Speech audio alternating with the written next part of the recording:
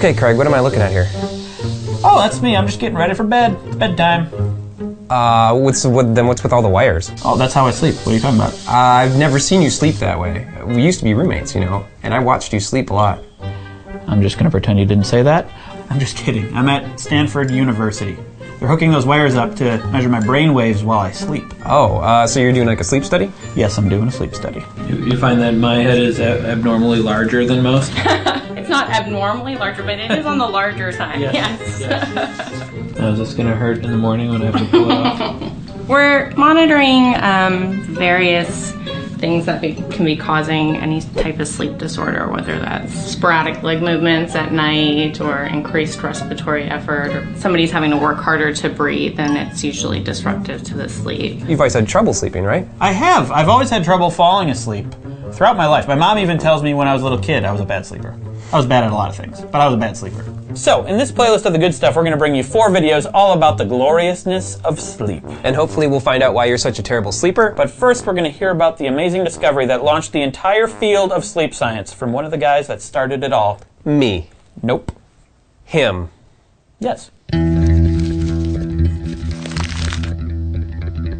Why is sleep so hard? You know, isn't it just lying there and shutting your brain off?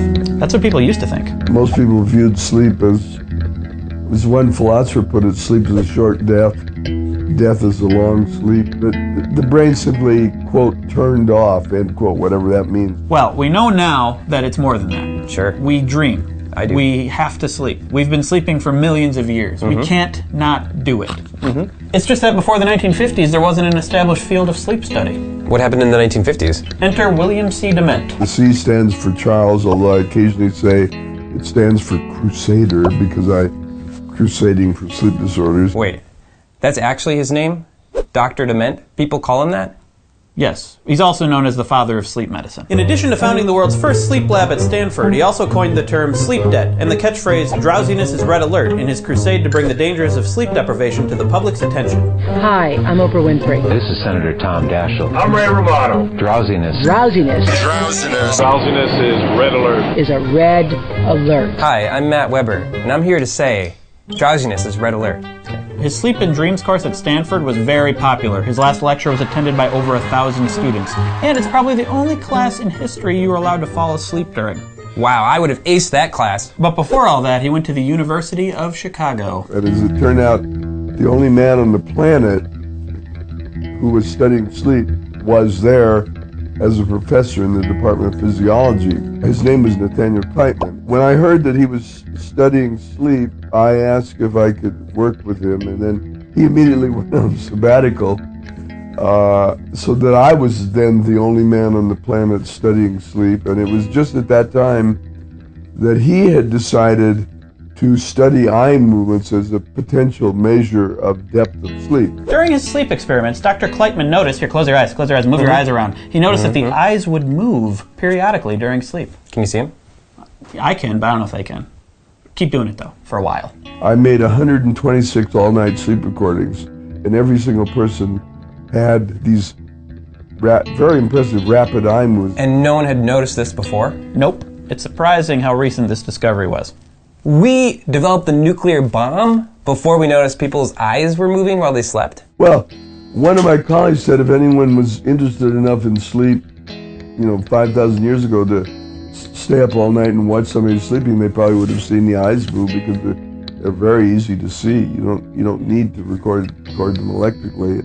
And there just wasn't that much interest in sleep. He ordered his grad students to focus more on this period of time where the eyes were moving around, and so they did more experiments, and then they woke people up during that time, and guess what the subjects told them? They were dreaming. Yeah, that's what how'd you know that? That's right. But that's not the only thing they discovered. The brainwave patterns were indistinguishable from waking state patterns. So when we're asleep and dreaming, our brain looks awake? Yeah, not only did they discover that our brain doesn't turn off, it turns on. Something's happening. So there's no question that they were kind of activity that would not be expected in the older view of sleep as a resting state. Okay, REM sleep is when dreams happen. That's pretty common knowledge now. Yeah, but before this time, when people dreamed, it was seen as this sort of mystical, magical thing that happened when you were asleep. But giving dreams a physiological basis, it opened up the field of sleep to scientific study. This was revolutionary. This was unbelievable at the time. Scientific journals did not believe it. And journals just couldn't believe it. This coming from some callow medical student trying to publish a paper that, was clearly fabrication, they thought. I sent it off for the first time in '55, that paper. I think it finally got published in 1957. That just goes to show you how groundbreaking these findings were. It took him 2 years to publish his findings. He tried to publish 9 times.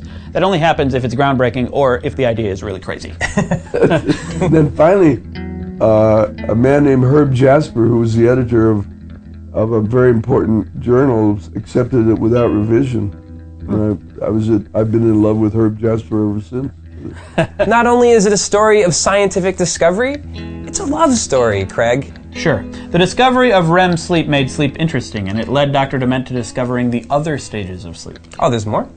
You betcha. Let's watch. Let's do it. Let's stage them. Are we going to go there right now? Stage them out. Let's stage them out. Stage 1 is the lightest stage of sleep. Here you drift in and out of consciousness and can be easily awakened. People often experience muscle contractions, which can make us feel like we're falling. Then it's on to stage 2. During stage 2, your body temperature and heart rate decrease and distinct brainwave patterns begin to appear. Then we get into slow wave sleep, which is stage 3 sleep, characterized by slow, large amplitude brainwaves. Just like we rehearsed, Matt. Good job. This is when growth hormones are released. And the theory is that's why children get more slow wave sleep than adults. Then we go into REM sleep, where most of the dreaming occurs. And that's the final stage of sleep. The stage that started it all. That's right, good old rapid eye movement.